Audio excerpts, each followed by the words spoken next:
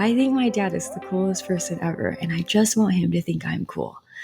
And yeah, I want my parents to think I'm cool, and to see what I'm doing for them. Also, I think on the other side, I want them to know that I'm not mad. That I'm not mad, that I see why they did what they did and that they were trying their absolute best. But I think when it comes to this aspect of stepping into your power, you also have to realize that sometimes they can't see that. They're not at a spot to see that because they haven't been able to dive in with them within themselves enough to see that. So they're still dealing with the shame. And when you're only dealing with shame, there's little room to allow light to come through.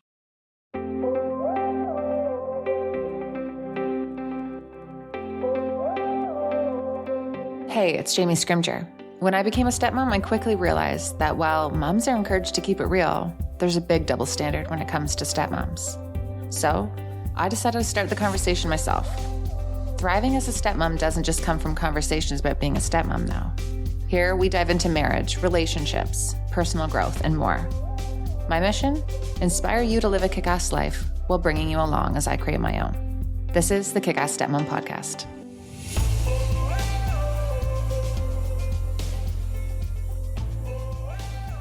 Hello. Welcome to the Kick-Ass Stepmom Podcast. Okay, guys, today's guest, I just have to say, wow. And I want to start by saying that I am a firm believer that everything happens for a reason and that you can find a silver lining in things that don't end up working out or that are disappointing at the time. And that is exactly what happened with the interview for today's guest. So probably a year ago now, I came across Shelbs on Instagram and I was in love. Her reels, her editing, like they're goals for me. I'm so inspired by her work. I've always been so intrigued by her content. So I have followed along for a while. And in doing so, I realized that she was going through some pretty heavy stuff. And it made me want to interview her for the podcast. So I reached out, we got it scheduled. But then the confirmation email had a letter off. So she didn't get the link and the podcast didn't happen. And it ended up just kind of falling off the schedule. Then a few months ago, I saw that she launched her own podcast and I immediately listened, obviously. And oh my God, her story just blew me away. And I am so glad that the original episode didn't work out because hearing this episode helped me learn so much more about her blended family dynamics, about her experience in her childhood. I didn't even know that she came from a blended family. I learned about her experience with infidelity, and I learned about her experience being raised by really young parents and then being estranged from her parents and the trauma she's been through. Like, I learned so much about her through her own podcast. So I reached back out and I was like, oh my God, I just listened to your podcast. I need to get you on my show. We need to make this happen. And there was so much to talk about that we turned it into a 2-parter. So today you get part 1 of my conversation with Shelbs. Next week is part 2. And Shelby gives you the lowdown in the episode. So let's dive right in. Shelby, welcome to the podcast. Thank you so much for having me and providing me space in your world. It's truly a blessing and an honor. Yeah, I am grateful for you. We were just saying before we pressed record that we had this podcast episode scheduled months ago, maybe even more than months ago. And that was before you launched your podcast. And it just didn't work out scheduling wise. And then you just launched your podcast. And I listened to the first episode and I was like, that was meant to be. That was the universe being like, no. You need to hear more of her story. So you launched your podcast, which is so beautiful. And, like I was saying, I've been following you online I probably found one of your beautiful reels and was like, I just want to watch this. And then I really kind of started to hear your words and, was super inspired. And then the first episode of your podcast, you really, shared a lot about who you are from the beginning, like why you are who you are now based on your whole story. So, I would really love for you to share that with my audience because, we are stepmoms, most of us. There's a lot of non-stepmoms, but, I think you have a lot of wisdom there you can share from your experience as well. So I guess that's where we'll begin. From the beginning, do you want to I'd love for you to just kind of start and share a little bit about your childhood. You had young parents and, take it from I there. did. And the thing is I'm super grateful for this life journey that I've been gifted. I think it truly is a gift. I do believe that we choose it in some form to come down. And so our life prepares us for everything that we're about to encounter. It gives us the strengths and the limitations that we need to overcome in order to fully serve people. And that's why I believe we're here, is to learn how to serve people in our unique way.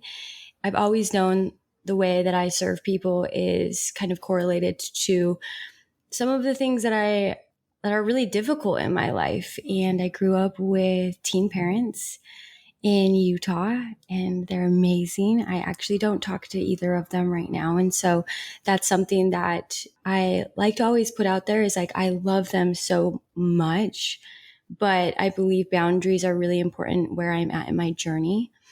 And so they had me, my mom was 17 and my dad was 19.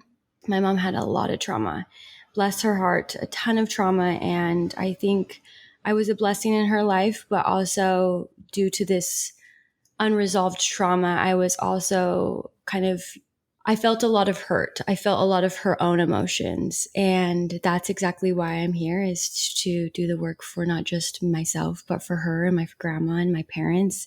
And I'm taking it like a champ. I'm taking it like a champ. And it's really difficult. So grew up in Utah. I have a total of 7 siblings, all half. So my mom got remarried when I was 13 years old, and then my dad got remarried when I was 4. And so everyone's like, oh, does it suck to have divorced parents? And I'm like, I don't know a difference. Like, the family dynamic, it's exactly what I know, and it's normal to me. And I have a lot of siblings. They're all really, really young. The closest one to me is 7 years apart, and then it goes all the way down to 20 years apart. So in a way, there is definitely this feeling of envious. Like, I'm envious. Like, I want the parents that they have. And I've had to radically accept that I won't have those parents. And in a way, I don't know if my parents realize that they've kind of just completely not forgotten about me, but realized how it impacted me to kind of restart over. And that I was still here, like this child, I was still here, but they completely restarted and then almost expected me to be in this life phase that they were in. But I was so much older, but then also expecting me to be an adult, but had yet to meet my needs as a child. So it's been very interesting kind of unfolding that dynamic of, like, for example, my stepmom plays a big role in my life, and she'd always be like, oh, you're an adult now, where the girls aren't. And I'm like, yeah, but you didn't fulfill my needs as a child. So I still crave that love that your guys are giving my siblings that I didn't receive. Just because you were in a totally different area of life, and a huge one is financially. Like, you're a totally different stage of life financially, and now you can provide that, and it's almost like, oh, now you're an adult. And it's like, I understand that, but I didn't get that as a child. But can you take me for dinner, please? Yeah, like, can you come and help me, understand how to get an apartment or apply for college or navigate how to open an LLC, just like things that you've done that I need your help on. But because you're so involved with soccer and getting the girls scholarships, it's like, oh, okay, like now I'm in debt because I wasn't provided those opportunities. But it all is part of the plan. And so kind of really, really learning how to navigate that dynamic of feeling really rejected from my family, but also very loved at the same time. And so I had a lot of experiences where my life journey is really learning how to navigate rejection. Every single time I would try for literally anything, school council, the cheer team, anything, I never made it. And I always wanted to. I always wanted to be that top of the class student, that the one that all the parents really liked and the teachers looked up to. And I was always pushed in the box of the little girl with the teen parents that struggles in school, that now, because she struggles in school and has been pushed into this box, has completely detached her identity from school. And now she's a bad kid. So it's been really interesting because I've always wanted to encompass this identity, and I've always been pushed to the completely different end of the spectrum. And maybe that's where the enviousness comes with my siblings, is they are that, like, they have that involvement of, with their mom being involved and my dad being involved, and being able to have the resources to kind of live that lifestyle that all children kind of want to live. And yeah, it's interesting kind of understanding this dynamic and seeing it, and then also being an adult. And just, I went into school to become a therapist. And so like I've done a lot of work of just being like, that makes sense. That makes sense. No, it's so interesting too. And I would love to hear about the dynamic between your parents after, they're not together and they're co-parenting, because, you didn't have as much contact with your dad. And you talk about how you almost took on that emotion of your mom and kind of felt bad for your mom. And that in turn affected your relationship with your dad. And I think a lot of the stepmoms in my community can really relate to that, because they see these kids who have these loyalty binds. Their parents almost use them as this, emotional cushion, right? For them to meet their own needs. I think your experience on that is really eye-opening. Yeah. So it's super confusing. I realized at a young age that usually when it was really good with my mom, it was really bad with my dad. When it was really good with my dad, it was really bad with my mom. And even today, like, this is the first time in my life where it's been, both ties have been completely cut, but usually I'm in contact with one or the other. So I think for my mom, I was the first person in her life that couldn't abandon her. And experiencing that fear of, you could take away my daughter and I will not allow you to do that. And having me at such a young age and seeing my dad get remarried so fast, and now being in the position of going through a divorce, I see how hard that would be at 17 years old, having a child, and, now seeing your person get remarried to someone that is also really young. So I see both sides of, like, you're going to take my spot, you're going to steal my daughter, you're stealing my life. Like, you envision this life for yourself. And I think when you cling on to it so much, it's really hard to allow things to flow. And she was very rigid. And we all get in that state of, like, I have been picturing my life. This was the safety net for myself. And now you're impeding on that. And I don't know how to deal with this discomfort. And it was definitely, that discomfort was put on me on every aspect of the parental roles. And so, for example, my dad would definitely try to come into my life, and my mom would make it really difficult once my stepmom was involved. Anytime my stepmom wanted to come and pick me up, my mom would call the cops. My stepmom would literally walk around with probably a 10-inch thick thing of just files to bring out whenever the cops were called. And for her, it's like, I totally understand where my mom's coming from. It's like, I don't want to give you to your stepmom. You have visitation with your dad. But on the other end, it's like, my stepmom's like, I'm just trying to help. Like, I am just trying to the ride here. Yeah, I am just the ride here. And so I just have so much empathy for her too, is because marrying into a family that has that dynamic already, it's really hard. And I think that is kind of where the disconnect comes from my stepmom and I think there's this unconscious, unresolved conflict internally with her. She views me as, and she's never told this, but as a therapeutic aspect of, like, looking back of how it would play out, is I'm sure she looks at me as like, you created a lot of turmoil within the first years of my marriage. And then after the first years of my marriage, for 18 years, you created a lot of turmoil. And I just wanted to have a family. I loved my husband. I loved you also, but you brought on this baggage. And my mom, when my stepmom would come and pick me up, she'd call the cops. And it was really just super traumatic in the aspect of, my mom would drop to her hands and knees and be like, no, don't take her, don't take her. And the cops would have to, like, manipulate me and be like, oh, like, let's go look at the cop car, come on. And then put me in the car. And it was very interesting because I have very vivid memories of my dad and my mom fighting, and I loved it. it was something that was very stimulating for me, that I would hide behind the couch and kind of watch it and like really enjoyed that conflict, because I think it was about me. And it made me feel loved. It made me feel seen, and it made me feel appreciated. And I think also as a child, it kind of gives you that glimpse of hope of like, oh, maybe they'll get back together. Like there's no way that they'll get back together, but it's like, like they're in the same room. And on the other hand too, it's like, I really see a lot of behavior in myself that outplays this like feeling of rejection. I really feel like my mom felt really rejected by my dad. I feel like my dad felt really rejected by my mom. But I mostly grew up with my mom, so I see kind of that perspective more. And so when I'd get in the car, I would be really excited to go to my dad's, but then I'd feel this huge, huge, deep conflict of like, but my mom. And that pattern played out a lot during my life. This is where the alienation really started. Is like I wanted to be close, and now my dad was having a whole different family.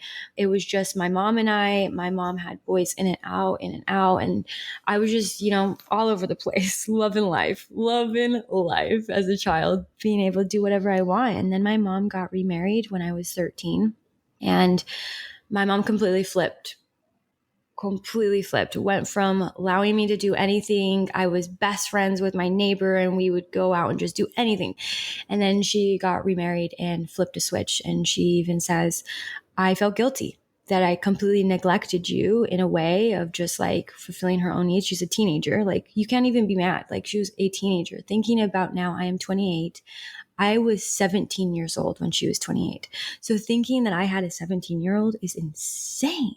Like there's no way. So it's like everything, I'm like, I can't even be upset. You were just trying to raise another human being while raising yourself with no support.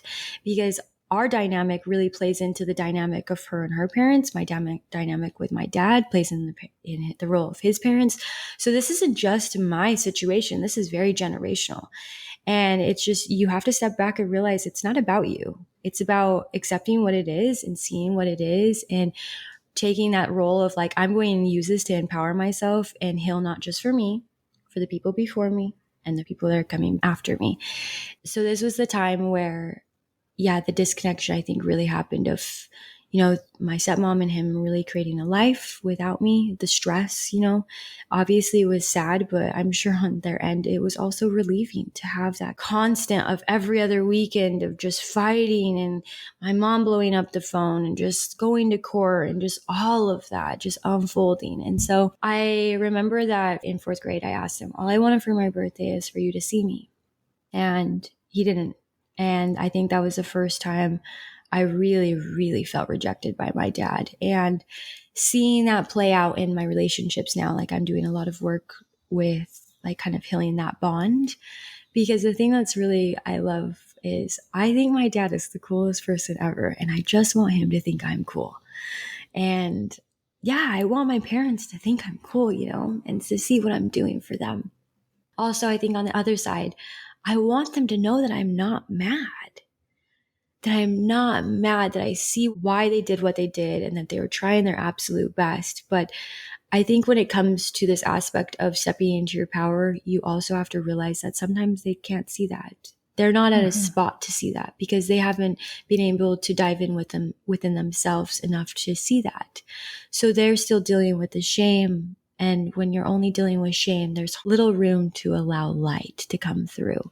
And so going into like high school area and junior high, it definitely was all about boys. Because you were looking for love, right? You just wanted someone to love you. Yeah, exactly. And when I went to ayahuasca my second time, the first time I went into ayahuasca, I was really dealing with the infidelity with my relationship and all of that, and really focusing on my mom wounds. And then the second time I went into ayahuasca, I was now in the dating world and realizing how anxious my attachment style was, and just also dealing with the hurt of that reoccurring cycle that now I feel was feeling yet again rejected from my dad's side. And so I realized in ayahuasca, I saw this whole vision of this umbilical cord, this energetic umbilical cord that goes between my dad and I.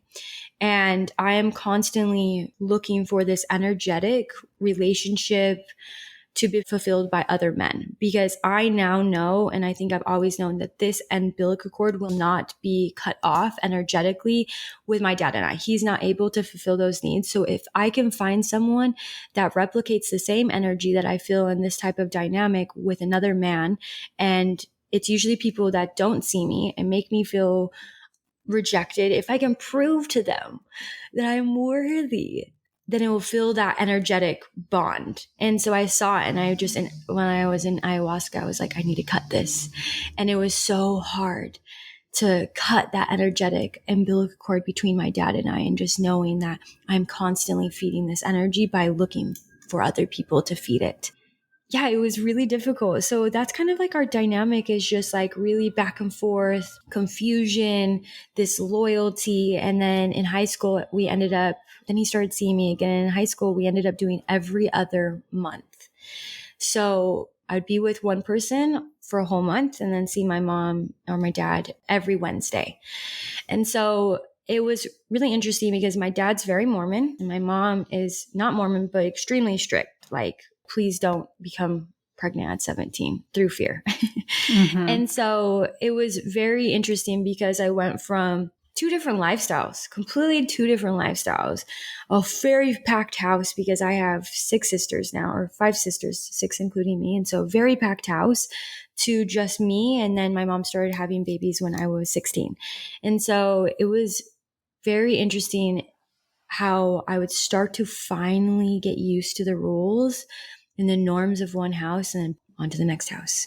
Finally get used to it, boom, onto the next house. And like I was saying, once my mom got remarried, she got super strict, like beyond strict, to the point where I couldn't really hang out with people.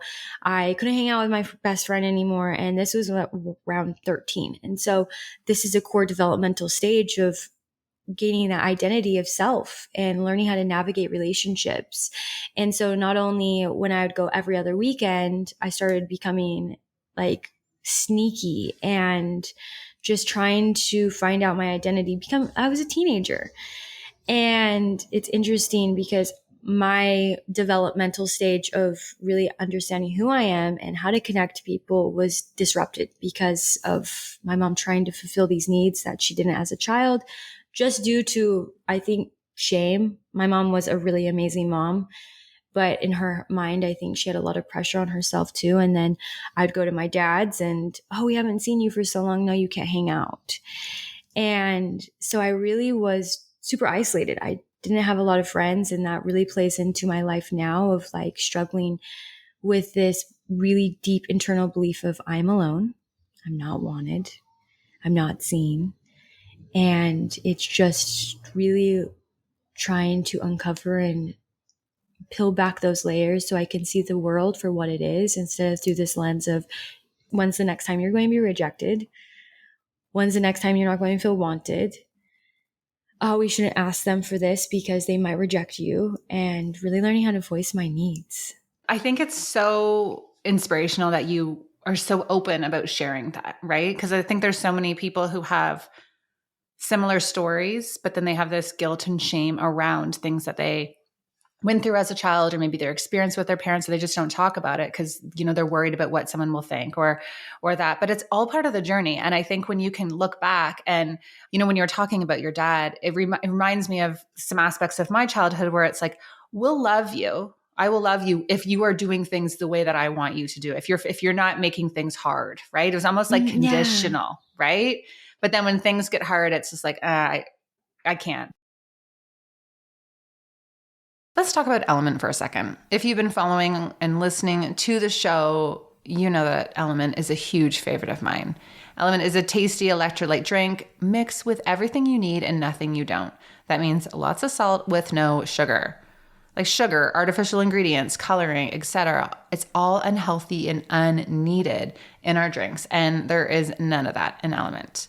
And it's formulated to help anyone with their electrolyte needs, from professional athletes to everyday moms. It really is for everyone.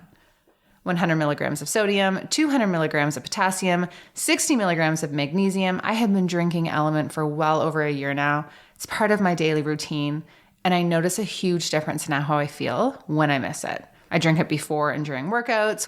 when I'm traveling, after I've had a couple cocktails. I have it all the time because staying hydrated is crucial and a huge priority for me. And proper hydration isn't just about drinking water. It means having adequate water and electrolytes. I even like to put LMNT in a cocktail with soda, tequila, mint, and lime. It is the best. Now, LMNT is a sponsor of the Kick-Ass Stepmom podcast and is offering listeners a free sample pack with any order when you order through my link. So my favorite salts are raspberry, watermelon, and lime. But when you place an order, you are now going to get a free sample pack with all of the flavors so you can figure out what your favorite is. So head to www.drinklmnt.com/kickassstepmom. That's drinklmnt.com/kickassstepmom to get a free sample pack with your order. If you've been around since the beginning, you know that I created this platform and community 100% on my own. Google searches and podcast episodes and help desks are my business coaches, and that includes creating my website. Speaking of my website, if you've been on it in the last year or so, you know that it looks freaking amazing. Yeah, I know, humble brag, my website is bomb. I get a lot of questions about who designed it and how much it cost. And here's the deal. I did my own website. I just bought a template from Tonic Site Shop and customized it so that it's aligned with my brand, my messaging, and my style. Tonic Site Shop has redefined the website template. So throw out everything you think you know about creating a website and check out Tonic Stat. These are completely customizable websites designed for people who give a damn. I've heard people say that your website does not matter. That is complete crap. These days, your website matters big time. These templates are incredibly user-friendly with a drag and drop design. You use this intuitive platform called Show It to customize your website template without needing to know a single line of code. You just drag and drop like it's hot. No tiers, no code, no limits. Head to www.jamiescrimger.com/tonic to choose your template and then use the code JAMIE15 to get 15% off. These templates are totally worth the investment and help me take my brand and my community to the next level. I can't wait to see what you create. I'd love to fast forward. You go to school, you fall in love, you get married, and then I feel like that is actually what sparked the whole journey of discovering yourself and really like diving back into this from what I can see from, watching you online. But, these traumas that we don't deal with and we all of a sudden find ourselves in the same situation where we're like, oh, okay. Yeah. Damn it. Exactly. Damn it. I have to deal with this. Like I really do. I thought I was good. Like I thought this was fine. And so I think to kind of like recap on what you said about like people sharing their experiences, I feel so much empathy for my family. Because looking at their position of how I show up publicly, I know it's hard for them.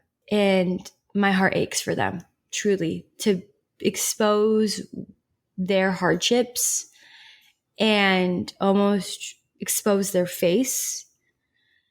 That's difficult because I'm a child and they did absolutely everything they could. Like when my dad stopped seeing me, in his head, it was like, this is how I'm going to make it easier for you. These are the consequences of all the trauma that's happening in your life right now. Maybe it's easier if I just stop seeing you. And in my head, I'm like, oh my gosh, you're rejecting me. But in his head, it's like, I don't know what to do for you. So maybe this is easier if I just pull back because there's so much trauma going on. I feel so much empathy for my parents and my family about how open I am. But also, this is my superpower. And I will not deny it for anyone. I don't know why, but I am very comfortable about sharing the shit I go through and also owning the shit I do. Like I'm a beautiful being, but I have some dark shadows. And I think that's why I authentically share what I'm going through, because it's not like pointing fingers. It's just more like, this is a situation that's happening in my life. And this is how I'm capitalizing on this situation. It's not about them. It's about me, but I have to use part of that story to paint a picture of the realities of life. And so that's kind of where I really feel a lot of discomfort. I'm really sharing a lot of vulnerable things about not just my life, but their life. And I love them so much, but I can't even imagine the position that they feel sometimes, or even meeting people and them being like, oh yeah, we follow Shelby online. And it's like, oh shit, what have you heard? Like my mom doesn't even follow me at this point. And there's been points that I'm like I've blocked a lot of my family because it's like, this isn't for you guys. I'm sorry, but this isn't for you guys. This is for my people. These are for the people that need it. These are for the people that have felt like me. And I know what it feels to feel alone and want to be heard. And I'm going to use my voice to make sure people feel heard and seen and validated. And yeah, I feel like I've always been in that realm of like, okay, I want to become a therapist because I know what it feels like to be alone and I want to do the work. And so once I got into school, that changed my life because I really struggled in school, like really, really struggled in school. Was diagnosed with a disability, constantly pulled out, really disconnected my identity from school. But for me, college was the way to get away from the whole dynamic. It was like, I got to get out. I got to get out of my house. Like my mom and I's relationship started getting really toxic because I couldn't do anything. And I was like, I need to just like go to college. And I failed miserably. I really struggled in school. And then I actually was diagnosed with ADHD and got on Adderall, and it changed my life. And that's when I started falling in love with school and gained the confidence in myself to learn how to actually, that I could do things. Every time I did something, I could succeed. And this is where the confidence started to unfold, and I started to find my own identity. And really, the way I dived into school, like anyone you talk to that met me in college, like I wouldn't do anything because I was studying. And that was how I was coping with through everything that I went through and processing through what was going on and learning how to forgive and also use it. And so that's where the passion stemmed from, of like, I went through this and I want to share my story with people. And then I found the person that changed my life, that created a safe space for me to step into my power in a different way. A safe space for me to really focus on healing my childhood trauma so I could elevate and evolve into adulthood. And that's what my ex was for me. Those 8 years that we were together, he was able to give me the love that I consistently craved for a consistent time period. I'm forever grateful for that because he was my family. I didn't have people that I was close with. I didn't really understand this dynamic of family. And it was just him and I. He was from out of state. And so I had that one-on-one attention that I desperately needed and craved. And he was also the person that really pushed me to do Instagram. He bought me my first camera, and he was everything to me. And the way that I even view him, I view him with so much respect. So yeah, we were dating for 8 years. Our story is cute, I will say. So I saw him on the bus, and I just barely got out of a really toxic relationship. And I pulled out my phone and I smiled at him, and I didn't say anything, and I handed him my phone with the contacts up, and he put it in his number. And then we went on Christmas break. And then when we came back, we had 3 out of 4 classes together. So if you've been to college, you know, that's insane. Like that doesn't happen. And I'm a year older than him. And so looking back, like we needed each other to get to where we are in our life now. And I realized that he had a girlfriend. And for me, I was like, oh, it just fueled it. It was even more like, yes, you have a girlfriend. I'm going to prove to you that you want me. I literally would blatantly say that. I would be like, oh, you have a girlfriend? Well, I'm going to prove why you want me. And that just right there is that energetic umbilical cord going back and forth of like, you're unavailable when I'm going to prove to you that you want me. And once I get you, it's going to make me feel worthy. And I see this playing in like a lot of my relationships. Even today, it's gone a lot better because I'm aware of it now. And I understand how toxic it is and how it stems from me, and not even just toxic, but how it self-sabotages. It's very self-sabotaging. And so we got engaged, and I started building my career online because I wanted to follow him wherever he went with football. This was right before COVID, and someone called him on the football team and he left, and it was super weird. I was like, why is he leaving? Like, we talk about everything. Like, we had created a program for our university. We were working with the president of our university. We were mentors with the first district court. Like, when I tell you, we were very top tier of our community and very looked at. And I think that's what was most shocking of everything that came out is I had no idea. And so the first time I found out about him being unfaithful, I realized that he slept with my colleague, the girl that I also was a sexual assault therapist with, and someone that I would have never known that knew my trauma because we went to school together. I was like, you're the one that did that? Like, knew? Like, that's insane. I found out over a period of 3 times, and those 3 times were very monumental experiences of my awakening. So like I said, I was already very in tune with myself, already on this path of like, this is what I want to do. I want to help people step into their power. Was already doing like Thought Thursdays and therapy thoughts on Instagram, and really just trying to create this life that I could follow him wherever he went in his career. And also I'm someone that I just really don't enjoy working for people. I have this very like rebellious personality. And I think that's also what fuels this taboo topics. I love talking about taboo topics because it's rebellious and like, oh, you're telling me I can't do that? Well, I'm going to do it, and I'm going to do it even better. And so I found out that he was unfaithful while I was wedding dress shopping. And it's insane because you hear that and you're just like, red flag, girl. Like, what the hell? Why would you get married? And for me, I was like, he's in my everything. Like, why would I not get married? He is my everything. And so we went to all of our mentors, well, specifically our mentor, and we were just like, should we do this? Should we get married? And he's like, honestly, you guys sound more put together than some of the people that I know that have been married for 40 years. Yeah, like you guys seem like you're really good. And at this point, we were both getting trained in this modality called mind-body bridging. And so I was doing a lot of self-help therapy, really processing everything that had just gone down and like really working on it. And on the other hand, I had already been planning my wedding. I had collaborations put in place. Now this pride thing, looking back, it was like more of a pride thing of like kind of denying what just happened and really being denying, like not good enough again, right? It was like, I'm going to show you guys I'm not good enough again. Like, no way.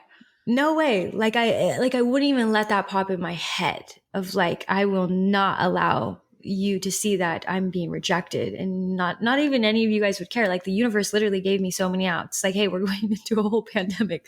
This is your out, bitch. And I was like, no, we're doing it. We're doing it. And so it was quite well. So we ended up moving to get away from everything, and COVID happened, and obviously to get away from her. And so right when everything happened, it was in March, and then COVID happened. It happened in February. We moved in March. And so it became chaos. We ended up moving with 8 people, and we didn't have time to process what just happened. I didn't have time to process what just happened. And I wasn't really telling anyone what was happening, my family, because I didn't want anyone to view him differently. I wanted to protect him.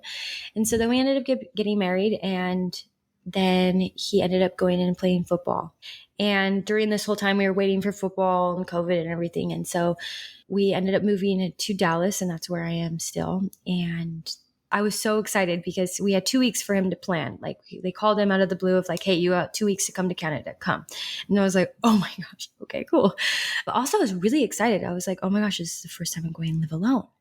This is the first time I'm going to live alone. I'm going to really pour into myself. I'm going to become a better wife for him. I'm going to go to therapy, and I'm going to heal these emotional wounds that are really stemming, because everything that came out the first time, it really triggered a lot of that feeling of rejection. That was like, I was slapped in the face of like, you thought you dealt with all your childhood trauma. No, you did not.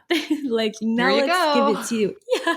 And so I'm really grateful for mind body bridging, because that was really like, I was mapping every single day, really getting out my thoughts and like seeing how I was triggered and all of this. And so I was doing quite well. And at this point I was like, perfect. Like, you're going to go, I'm going to really pour into myself. And no one knew about on Instagram. And I wasn't planning on telling anyone, obviously, because we were married and I didn't want anyone to know that. And on top of that, we had a brand together. He was very involved with my brand. He was my photographer. We had 200K on Instagram. And so it was also really scary because I was losing my photographer. I was losing the person that ran the back end of my business. And so it was a moment where I was like, okay, we're going to have to figure this out. And when he left, it was the most amazing experience of my life. I lived by myself for the first time. That's when I started doing reels, because I lost him as like helping me with creating content. So learning how to build my business by myself. And during this 6-month period, I tripled my income. I grew my account by 60K. I was flown out by Marriott Hotel. I was about to host a retreat. Everything was falling into place. And I just saw the power because I was meditating every single day. I was writing my goals every single day. I was showing up. And previous to what I was doing on Instagram is I was just talking about everything I learned in school. I wasn't doing it. And because I was shook to my core, I was like, I know what I need to do to kind of, we talk about it. There's risk factors and there's protective factors. When a lot of risks hit you and a lot of trauma hits you, you need to make sure that you balance your scale. So you need to start incorporating more protective factors to outbalance the risks. And so I was being hit with so many risks to really impact my mental health that I needed to up the game of all the protective factors. So my social support, my journaling, everything that protects you mentally, I was just going full-fledged. And everything started unfolding and I just saw it so beautifully. And I was falling in love with myself on a different level. And it was a day before our first year wedding anniversary. And I was so excited. He was still in Canada and I was in San Diego for my best friend's wedding. And I was like, I'm so excited for this year because I wasn't really able to celebrate my wedding because everything was going on. And I was still processing the infidelity. And, you know, every single time I thought about my wedding dress, I realized that you were having sex with my friend, like all of these things. And so I was so excited. And a day before our first year wedding anniversary, a stranger texted me and said there were more. And so I was like, oh my God, like, there's more? What? And so that hit me. And I remember I literally jumped on Instagram and I was like, you do the things that you need to do when you feel good for the moments you feel bad. You don't stop doing the things that you need to be doing when you feel good because you are literally creating these cushions for yourself that when you're hit with all the shit that's about to slap you in the face, you have enough cushion to catch you. And the universe was helping me create more cushion in my life because my life was about to take a huge turn after this. And so I found out there were 2 more girls. I started seeing the synchronicities in life that when he was gone, I was thriving. I was tripling my income. Like everything was put in place. And I remember when we were moving to Dallas, I was listening to this book called Discover Your Dharma by Sahara Rose. It's amazing. And I had this thought of, should I be in this relationship? And like you said, I completely denied it. I was like, no, yes, I'm supposed to be in this relationship. Like no one wants me. Like, yes, this is my person. And that was my intuition being like, honey, this ain't it. I was like, nah, this is it. And so then I really was super in tune with myself. And I was like, okay, every single time it's about my wedding, something comes up. Every single time it's a moment to celebrate our love. Something about him lying comes up. I was like, okay, it's fine. We have 2 months. 2 months of you being gone. We'll figure out what we're going to do, yada, yada. And then he ended up getting cut. And so I have a loft, no walls. And if you're married, having no space to go separately is really difficult. And so now he came into my space. It's really difficult when you're good. Yeah, when you're dealing with what you're dealing with. Yeah, exactly. And so he comes back and I give it to him because I was a bitch, man. I was all over the place, super triggered, confused. Just, I knew I loved him. And I look at all my journals again and it's like, I just kept saying, I love him so much, but I need to work on myself. I love him so much, but I need to love me more.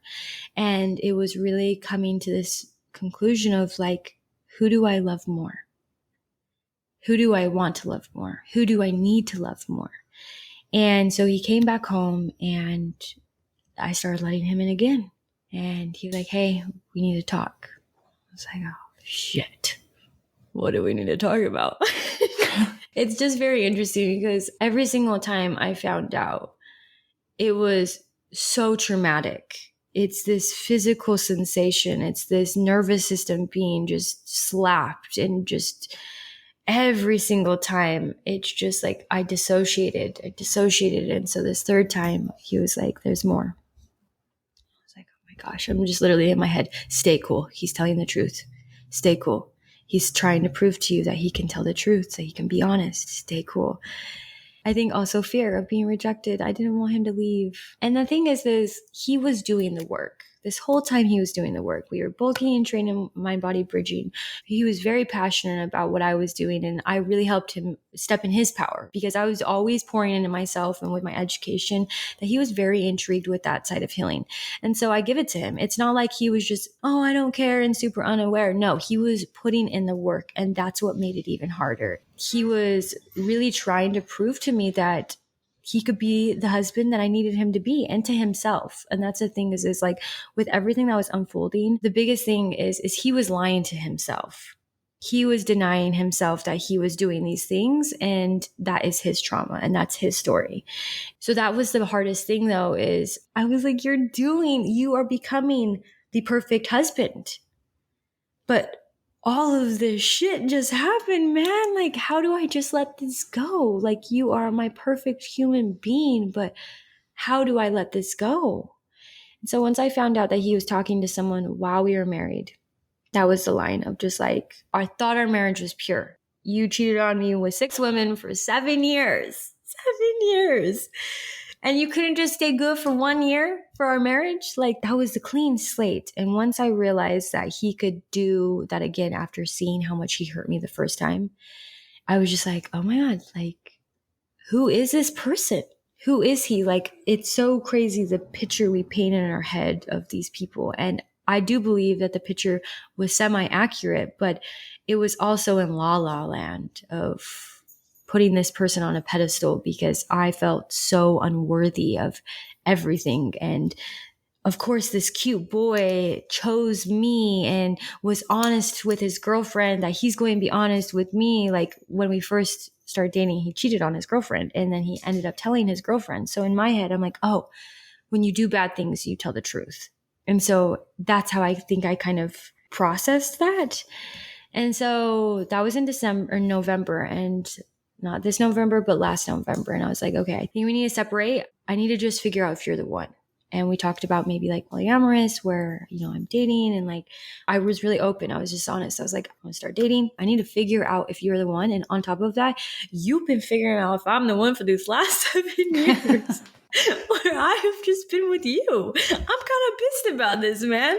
I've been curious about other people. Like, and I think that's the thing too, is like, we are mirror reflections of each other. So when things would go down, for example, in college, I started getting butterflies about this kid, and I came to him and I told all my friends, I was like, I'm feeling some type of way about this kid. And everyone was like, oh, you're fine. Don't tell him. And I was like, no, I need to tell him.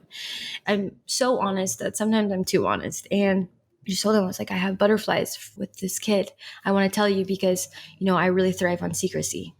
And I don't want this to be a secret because I know I'm going to chase it more and I'm hungry for it. And so I was creating a relationship where we were honest. And I thought by me creating that, he was also creating that. But it's interesting because thinking about it, I can't even imagine what he thought in his head when I came to him and said that, when he was like, oh, I've been cheating on you for the last 5 years. Yeah, you don't need to tell me about butterflies. I've been banging chicks. Oh, I'm really familiar with that feeling. Yeah, I got it. Got it. Oh, we're supposed to tell people about that? Weird. Oy. And everyone would come to us too. Like, even our mentors would be like, oh, when you go to the NFL, you're going to have girls that just walk up to you. Like, And so I really was like trying my best to create this really open, honest relationship. Like, even if you came to me and was like, hey, you want to do this? I would have been like, yeah, let's do it. Like, I'm super open sexually, and just like, I had yet to explore that. And now I know, as I've been in my power more of that, I am very open. But there was this very taboo aspect of sex in a relationship. Growing up Mormon and just creating a lot of shame unconsciously, that I didn't create a safe space for him to fully explore himself either. And that's just part of the dynamics. It's part of being young and working through your trauma and realizing how you play intricate roles in each other's lives. So it's not like it was like this perfect relationship. No, there was a lot of taboo aspects around sex. And then being a sexual assault therapist too, that really impacted me. Just hearing the stories and just this fear, and also not realizing that I had a lot of childhood trauma when it came to sexual behavior, and not realizing how much that really did impact my life. And now, as I did ayahuasca, I see like, oh, wow, like the unfolding of everything, like this really like impacted my relationship. And there wasn't this safe space for him to truly come. In my head, there was this safe space because he had created this safe space by silencing himself. But he was very nervous of impeding in my journey. He knew about my trauma. He knew about everything I had gone through. And so I think on his side, he just didn't want to hurt me, and he didn't know how to communicate that. And I give it to him because I put a lot of pressure on him to show up and fulfill multiple roles, to fill the role of my dad, to fulfill the role of my mom, to fulfill the role of my partner, my best friend, my whole family. Like, he had that all on his shoulder at the age of 18. And so it's like, I'm not hateful at him at all, because he was just trying to figure out how to navigate life himself. I had to get hurt in order for him to figure out his power, and I had to get hurt in order for me to figure out my power.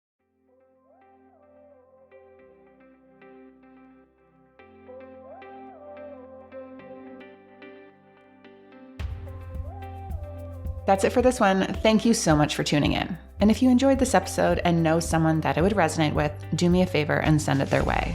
And if you haven't already, head on over to iTunes and give the show a rating and a review.